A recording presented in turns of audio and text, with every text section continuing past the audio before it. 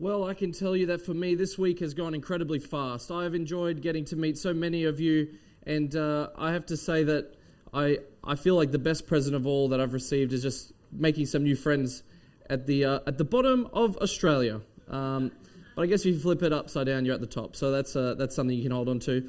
This week we spent some time exploring this theme of rethinking our faith, and what it would look like. It all started with David and I chatting, and David asked me, do you think you could come and be nerdy with us and share a bit about, why believe, why choose to become a Christian? And so I guess this conversation has been an ongoing thing in my life since I was 18. I've been thinking about that very question because I've met so many people that have challenged me personally, in person, have spoken to me and said, how could you become a Christian? Are you stupid? Is there something wrong? Are you trying to cope with something?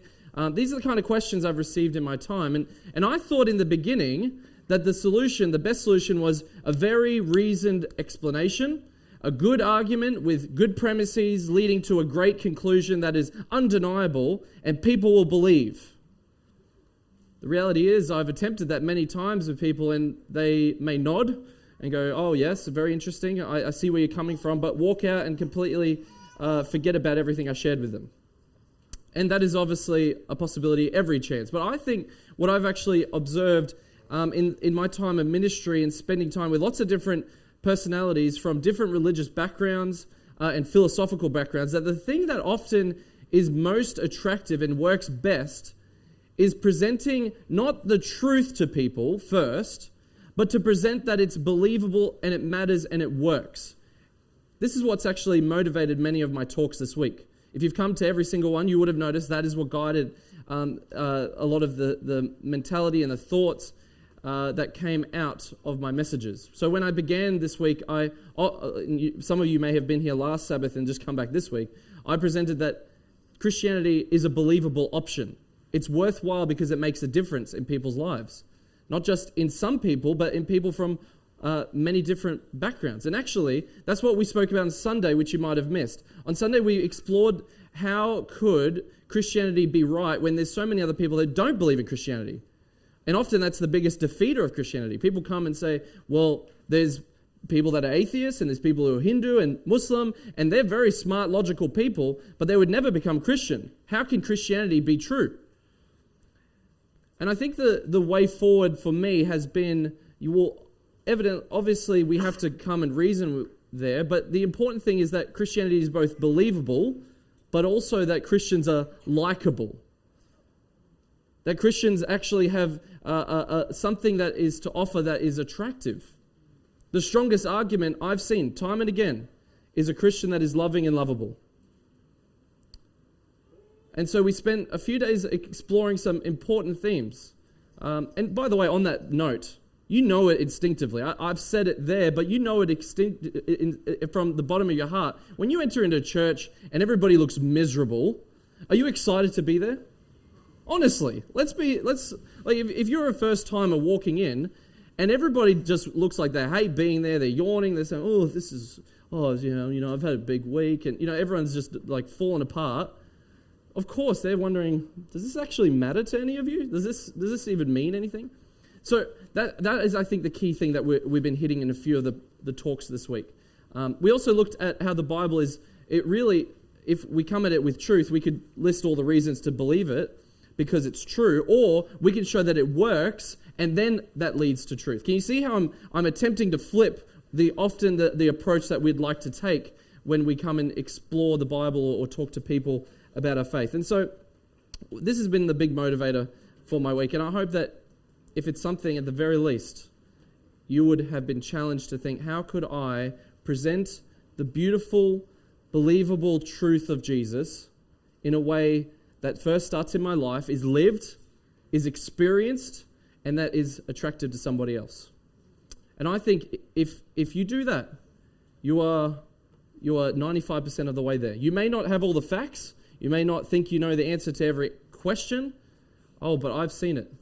I've seen many people explore the Christian faith as a result. So it's been a great week. I'll tell you that much. I definitely am not going to miss the cold. You know the Queenslander in the room when I was walking into the airport and I'm wearing a jacket and everybody's just casually walking in with t-shirts and shorts, and I'm thinking, what have I walked into? And it was like the first day, which was the warmest, and has gone down from there. It's just colder and colder every day. Anyhow, I've flown on a few planes in my life. I imagine you'd be the same living in Tasmania. You'd have to fly quite often if you want to get to the mainland. Or as I think it was Ron and I that we came to this conclusion, this is the South Island of Australia, and that's the North Island of Australia. No one else says that. No, okay. Just a quick check. Have any of you flown on a plane? Yeah, okay. I thought so. I've flown on a few planes since I've left college. That was actually the first time I really got onto a plane when I started flying down to Newcastle and back to Brisbane. So flying has become something that I'm slowly getting used to. I'm a bit averse to heights. I don't really enjoy it all that much. But, chuck in some headphones, chew some gum, and put some loud music on, and the plane feels a little bit more enjoyable. So on this one particular event, I want to share a story with you. I was flying back from Newcastle to home with my then girlfriend Dari, and we were travelling just for semester break. So we spent a week down there, and we were returning after 1 week from Brisbane Airport to Newcastle Airport. This was probably my third flight or fourth flight I've ever had taken in my life. So I'm the kind of nervous flyer, especially before the flight. Some people are okay getting there 30 minutes before the plane's supposed to take off. I'm like there 2 hours before, really eager to make sure that I don't miss my flight. It's expensive, right? So I'm thinking about my flight. I'm at the I get to the terminal. I do the bag check. I do everything. I end up into Brisbane Terminal where there's all sorts of foods. And at this time, this is around 2014, Krispy Kreme was starting to get big in Queensland. I know it had been down in New South Wales and Sydney for a while, but they were starting to put their first branches in. And one of the first shops was in Brisbane Airport. So we walk into the terminal, we're looking around, we have 2 hours till our flight. We go and check out the gate, make sure we know where it is, and start wandering around. And I see Krispy Kreme, and it's got a line. I'm thinking, fantastic, we've got lots of time. This is why I'm always early to the airport. Krispy Kreme donuts. Do any of you know what it is? Is it down here? Has it made it down here to 7-Elevens? Don't gaslight me. Is it here or not? Righto. Okay, well, if you haven't experienced it, they're great donuts. I mean, that's as much as I can tell you. So we line up, we start ordering, they're like, donuts, get a few, get a baggie of little donuts, and they say, would you like to get a drink? Sure, chuck in a thick shake. I'm already going for diabetes here, so let's just take it all the way. And time goes pretty quickly. It was a long line, but I didn't think it was that long. And so I make my way to our gate, and the words hit me that I would never want to see. I did a double take at that moment. Gate closed. I'm thinking to myself, what? I'm checked in, I've got my bag in, and I'm not on the plane, and they've closed it? So Daria and we start running with our backpacks and go to there, drink shake, the smoothie, the thick shake just spilling everywhere, the donuts in my hands, running along. You can imagine it. There's two of us, and we get to the gate, and we say, well, what is going on? You closed the gate too early. They're like, no, you're late. We called for you. I said, well, I've got my ticket. Can you please let us on? And she's like, I don't know if we can. She's playing really hard to get, making me feel bad. It's I think they've even put the stairs away. It's kind of ready to go. And I said, well, can you please try? I can't afford to get another ticket. My bag's even on there, I'm pretty sure. So she calls up. I'm sure she was playing hard to get. She's like, oh, we have two more. It's supposed to come on. They've missed the flight. Can you do something yeah, okay. Well, you're in good luck. They haven't quite sealed the hatch. You can come on in. So they take me along, and I'm thinking, oh, thank goodness. I walk into the front of the plane, and I look at I pass the ticket to them, and I look down the aisle of the plane. Now, Dari was smart here. She's big brain. She's thinking here. She knows Jacob should go first because a single aisle, you're going to be walking down. And I realize what everybody's thinking at this moment. Here is Jacob walking with his baggie of donuts. The plane has been sitting there for a while, and then suddenly we have to wait because somebody has missed it, and they're coming on. And I'm sure they announced it. You know, the pilot was like, sorry, we'll just have 1 more, 2 more coming on. And I walk around the corner and I just look at this sea of faces. The plane is full and they're looking at me. If you've never experienced this, this is a traumatizing experience. Made worse by the fact that the reason that I'm late is I'm holding a bag of donuts and a thick shake. And so I'm walking in, it's like, how do you do? Good to see you. Yes, it's great to, hello. I hope you have a good flight. But scowls, like people are like looking at me and I know they're just thinking, what a dirtbag. And of course, my seat is right at the back of the plane. I was supposed to go up the stairs. And so I walk all the way to the back, Dari probably running behind like, I'm not with him, running just behind me. I get to my seat, but oh man, I was that guy. You never want to be that guy. I was that guy. It was the most embarrassing, what felt like 14 hours of my life walking down to there and then sitting in that plane. I sat down and the lady next to me was kind of like, this guy, right? Like, and oh man, I felt so ashamed. It is a core part of our existence, our life, that we want to be accepted, embraced, and welcomed by everybody. It is what has been, as I shared on last Saturday night, it's what defined Jacob. What I wanted to be was approved by others, and I would do everything to fit in. And David Brooks, I read an article by David Brooks in the New York Times, which really hit to our cultural moment that we live in right now, which I think worth sharing with you, and which I think worth thinking about. He writes this: the desire to be embraced and praised by the community is intense. People dread being exiled and condemned. Moral life is not built on a continuum of right and wrong any longer, but instead it's built on the continuum of inclusion and exclusion. What I do, will it include me into the greater community that I want to be a part of, or will it exclude me? And he goes on to say that in traditional shame cultures, this is very much like the shame culture that my in-laws, they're Cambodian, live in. The traditional shame culture is that the opposite of shame was honor or face. You do not put shame on someone or make them look bad because that makes them lose face. And if that happens, then there is a lack of dignity. That person is no longer seen as an upstanding citizen. It's offensive. However, in our shame culture, in the West, in Australia, in Tasmania, at your schools, at your universities and your workplaces, it is so much different. The shame culture is that the opposite of shame here is being a celebrity, is being a someone. To be attention-grabbing and aggressively unique on some media platform or in some context. That's what shapes a lot of the decision-making for young people today. And then David Brooks finishes by saying this: everybody is perpetually insecure in this system. When it's based on inclusion and exclusion, there's no permanent standards, just the shifting judgment of the crowd. We may listen to that, and I know there's a few responses that come out of that. One response may be, I'm a solid rock. I don't care what people think about me. I can do whatever I want. Some people think like that. But a lot of us will have that still, that inner nagging that says to us, what if you just don't cut it? What will people think?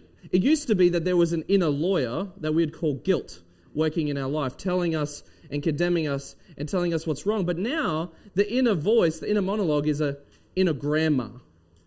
You shouldn't be doing that. What will people think? Can you hear it? You may have had these sentences playing around in your head. I can't believe I said that. Why?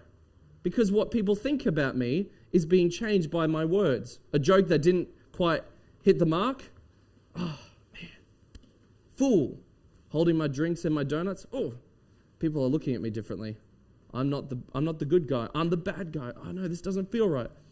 I feel ashamed of myself. And interestingly, in the last, it's probably been about a month or two, a list has come out that nobody wants to be associated with. Lots of celebrities, politicians have been on it. You might have heard of Jeffrey Epstein and his island and the things that he got up to. And nobody wants to be on this list. To even be named on the list has caused serious anxiety. The mention of Leonardo DiCaprio and Jeffrey Epstein in the same sentence creates, what's Leonardo been up to? Oh, Bill and Jeffrey. Oh, what's Bill been up to? That shame culture is so strong. And I saw some of the interesting news outlets just making statements like name and shame. Like they need to release these names and show us.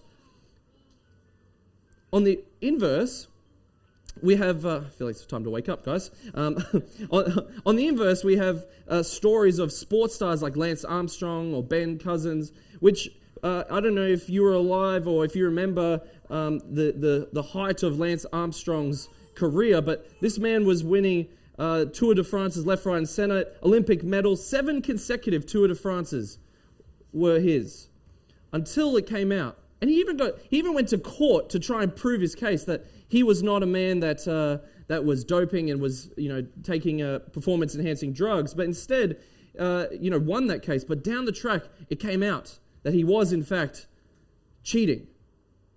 The statements that were used when this happened was this interesting line: Lance Armstrong has brought the sport into disrepute or into shame. He shamed the sport.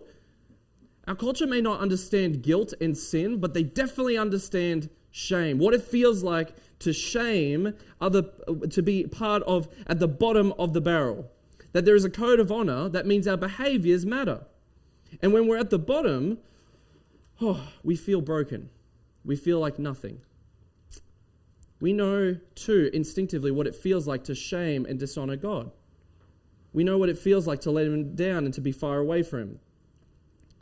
Yet the message I want to share with you this morning, and if you have a Bible, I'd invite you to join me in Luke chapter 19. The message is that even if you feel at your lowest place, if you feel the most shamed, the most dishonorable, the one that has let God down the most, there is still room for you.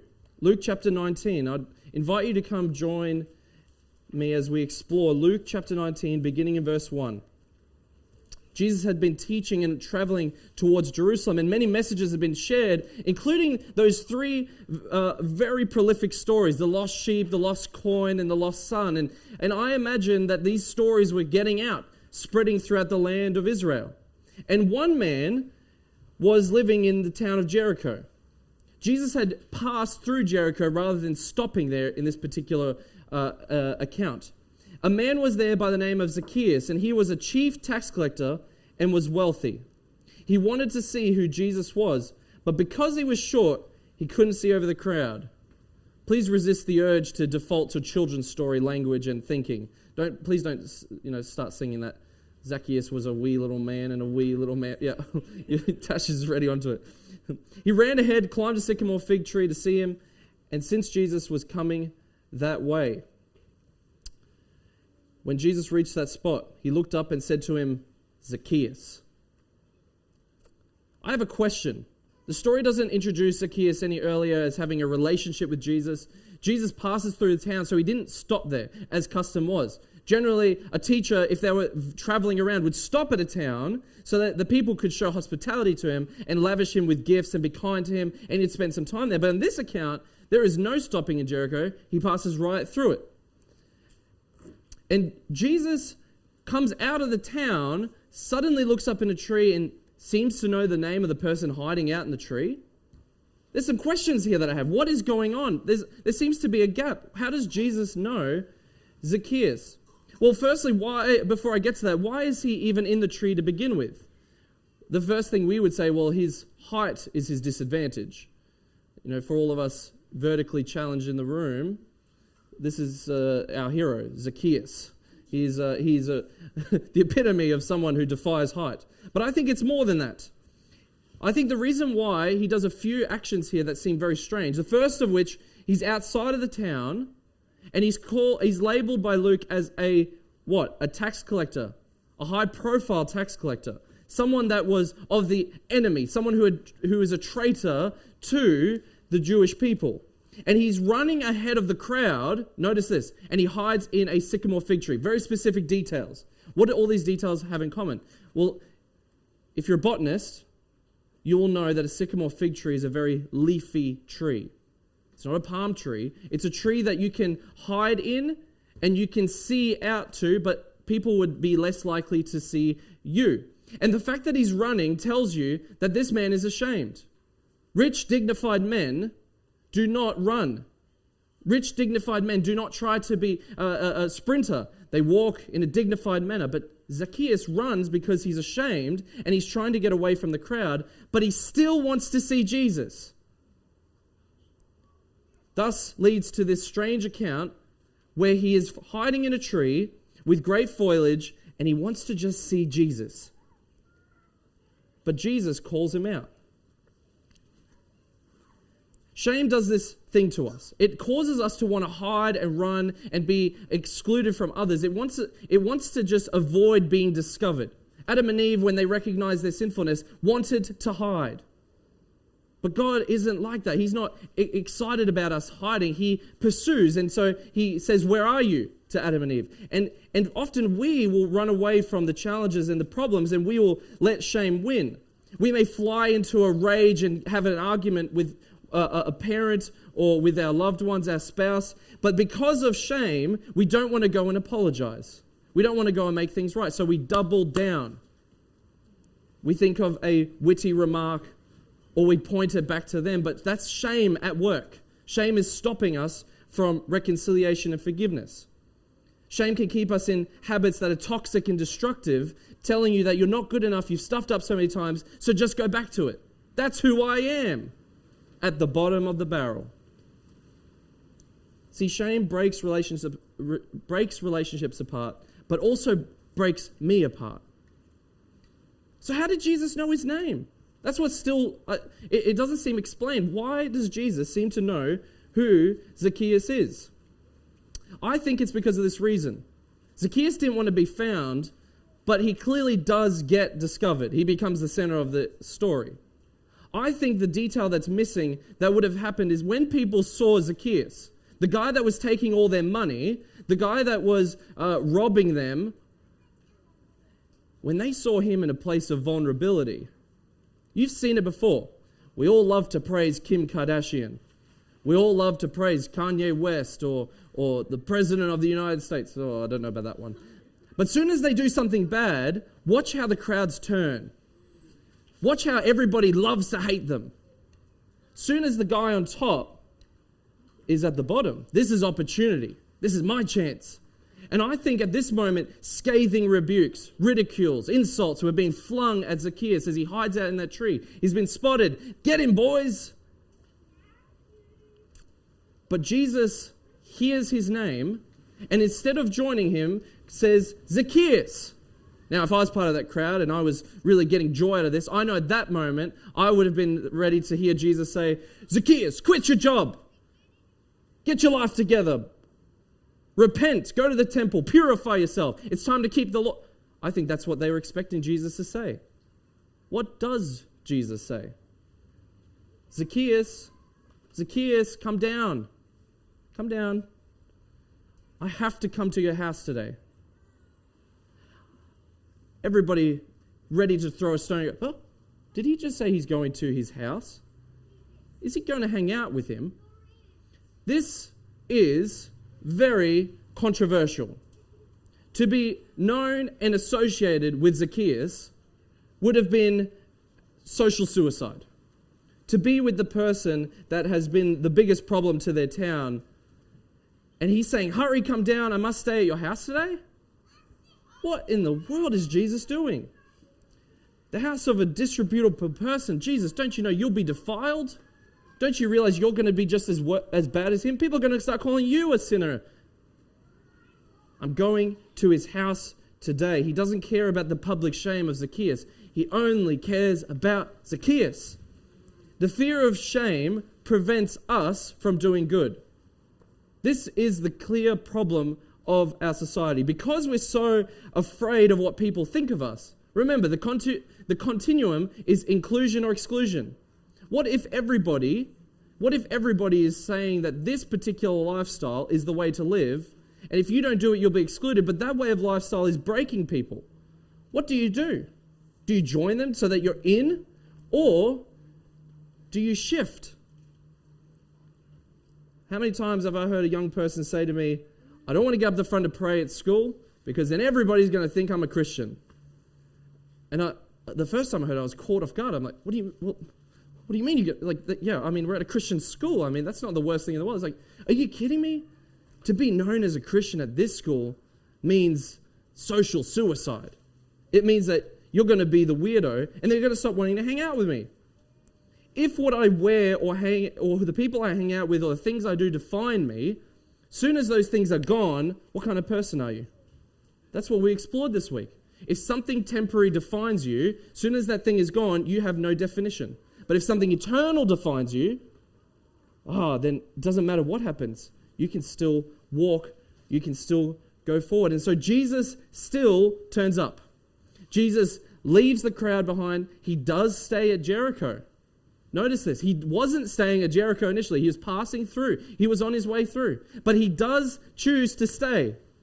But he doesn't stay at the high priest's house, if the high priest lived in Jericho. He doesn't stay at the most richest person in town who is a good Jew that does good things for the community. Instead, he stays at Zacchaeus' place. He stays with Zacchaeus. He ignores the crowd's scowls, and I can imagine there were some rumors starting. Jesus still turns up, but then he goes one step further. And this is just too radical. Follow along with me. Verse 6, he came down at once and welcomed him gladly. Verse 7, all the people saw this and began to mutter, he's gone to be the guest of a sinner.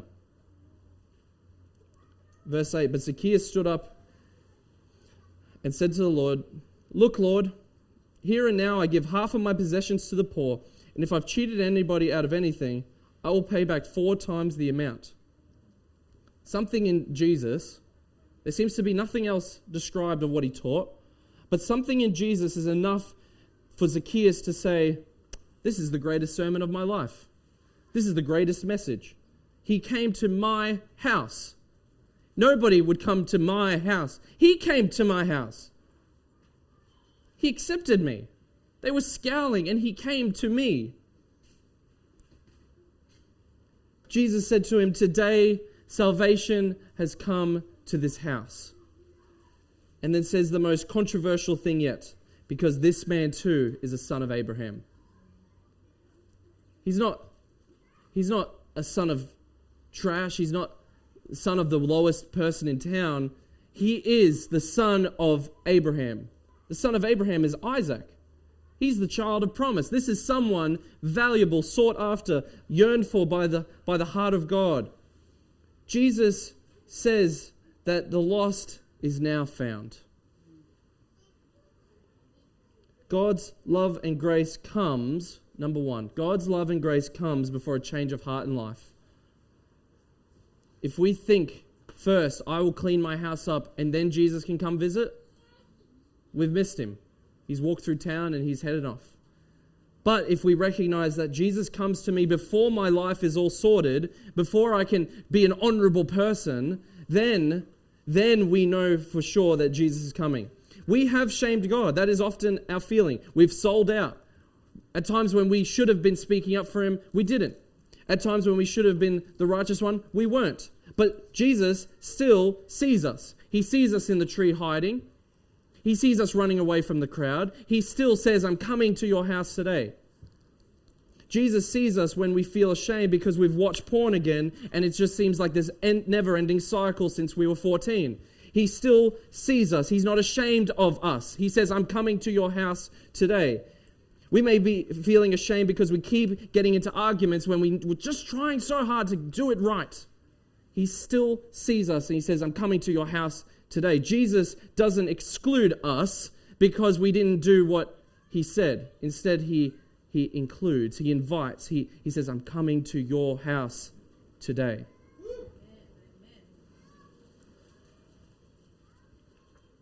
But this is the thing, and I wish every single person could recognize this. When next they are tempted with the feeling to sell out to feel included, is that not many days after this, the crowds that were praising Jesus' name, following him, saying, Jesus, what great teachings, what must I do to enter? They were asking him questions, they were praising him, they were ready to pick up palm branches and wave them around. Here's the king. Not many days later, that same crowd were ready to slap him across the face. We're ready to spit on him. These are not attacks that you're trying to kill that person. Most of the descriptions of what people did to Jesus on the cross were all to shame him, to bring him lower, to make him nothing. They would cover his head, slap him across the face and say, "Prophesy to us, Jesus." Why? Because they were trying to show him that he's nothing. They were trying to break him, make him a nobody, to shame him. And the one that loved people, that included them, was himself excluded. He was okay with this. By associating with Zacchaeus, Jesus himself became excluded. But by doing so, he included Zacchaeus. This is the beautiful message. Jesus chooses to be excluded, to be on the outer, to be nothing, so that you can be someone, so that you can be included. The crowds turn their scorn and hate from Zacchaeus, and we never hear of him again because now the hate is on Jesus. This is the gospel. This is what we share with people. This is the message that people need to hear. This is what is life-changing.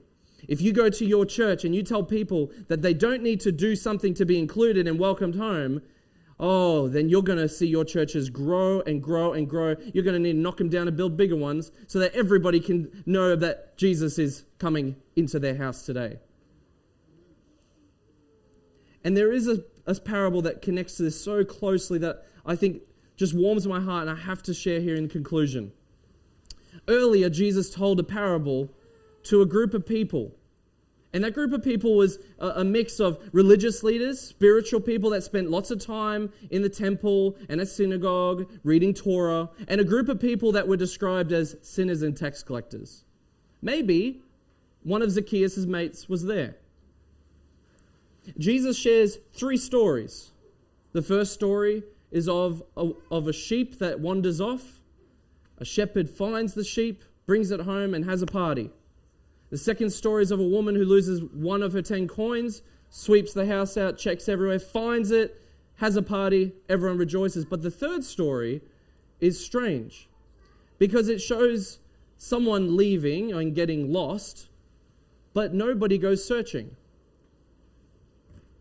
Jesus tells the parable of a young man which leaves his father's home and squanders everything that he is given, it's part of his inheritance, in prodigal, lavish living, buying the finest threads, going to the nicest parties, buying whatever he could that suited his pleasure, having all the nicest ladies around him, and then he ends up with 0 in his bank account.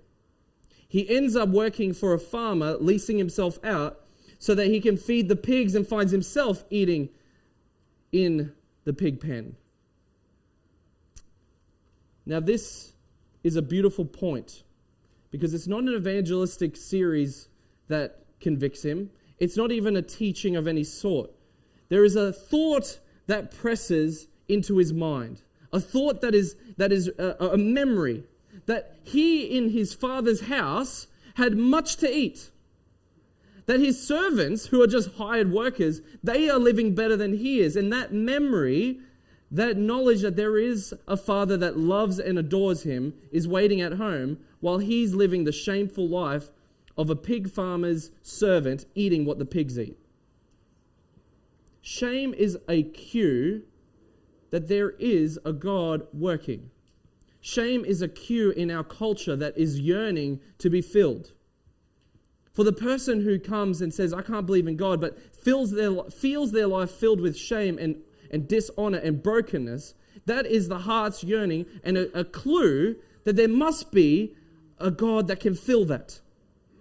If I'm thirsty, there must be water to quench me. If I'm hungry, there must be food to fill me. If there's shame, there must be someone who can cover me and make me whole. And so he starts walking home, and he has this great sermon lined up. "Dad, I've sinned against heaven and against earth. I am not worthy to be called your son, but please, let me just be as one of the hired servants." He repeats this twice on the road home. And then he comes over the hill and sees his dad standing on the top of the hill. The thought would be pressing in his heart, Dad's here.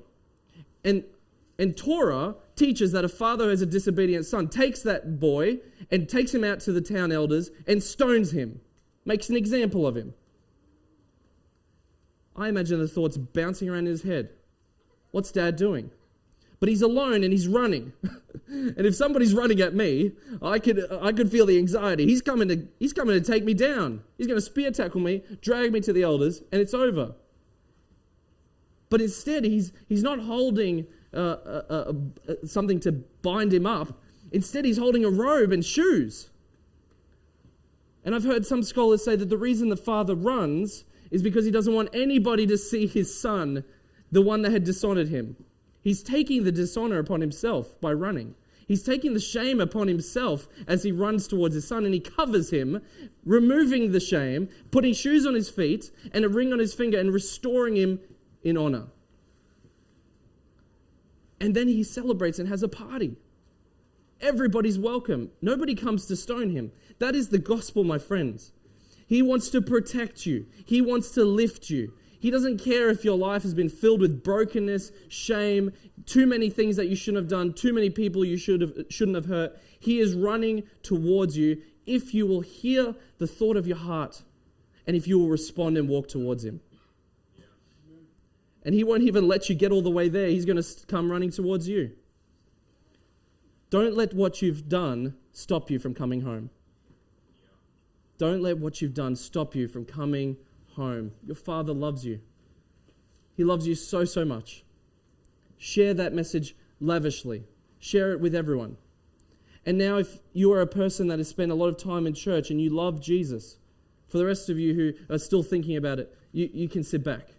But for those who love Jesus, you know, the party was going. Everyone was having a good time until the older brother heard about it. Now you remember, there was somebody who searched for the sheep, somebody who searched for the coin, but who was searching for the lost son? Who should have been searching for this younger brother? Because as he's out in the pig pen, he himself has to come to that realization and walk home. The father is excited to receive him, but there's the older brother who is out in the field walking back, and he hears the sound of partying, and he smells the good smell of a roasting beef, a cow that's been roasted. Everyone's eating and celebrating. He can smell it, he can hear it, and he walks up to the door, and a servant says, and he asks, "What's going on?"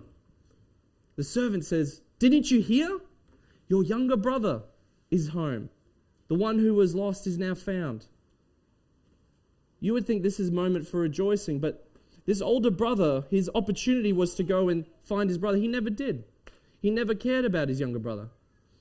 And so he calls his dad out. "Dad, I need to talk to you. Come out here." He's standing outside at the end of the story with his foot tapping. "Dad, all these years I've served you. I have given you everything. Yet not once did you give me a goat to party with my mates." You can hear there's a problem here. And as Christians, we may fall into this trap that when we've never had the shame, so we've got nothing to worry about. God owes me something. And in fact, the picture that he has of his father is that his father is a hard master. I must work for dad. He has a completely wrong picture of his dad. And so he's standing outside of the party at the end of the story, and his dad just requests and asks this question: "Son, all these years you've been my son. Everything I have is yours. When I die, the whole land belongs to you now. But shouldn't we rejoice that your son, your brother, my son, who was dead, is now alive? He was lost and now he's found. He was dishonored, but now he is exalted again." And that's where the story ends. Because as we go back to the room, as we see the people sitting there hearing this story, the sinners and tax collectors, tears gushing down their face, "I am the shameful one. I do not belong to be here, but Jesus accepts me." The religious leaders standing beside him are not ready to accept. As Christians, as followers of Jesus, we have an opportunity to either be passing on the grace of God or holding back the grace of God. And the story ends as an open-ended question. Which one will you be?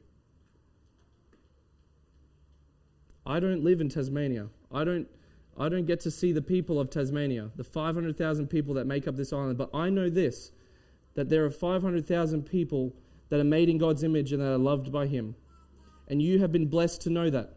You have been blessed to know what it feels like to have your shame taken away from you and to be forgiven. My question to you is, as you go into this new year, how will you pass it on? How will you share that? How will you cover and how will you lift up those who are dishonored? Shall we sing together? Shall we sing to the God that has covered our every sin, has covered our every shame, and has exalted us? And rejoice to him that he has accepted it and lifted us up. And I invite you to think, how could I do the same for others?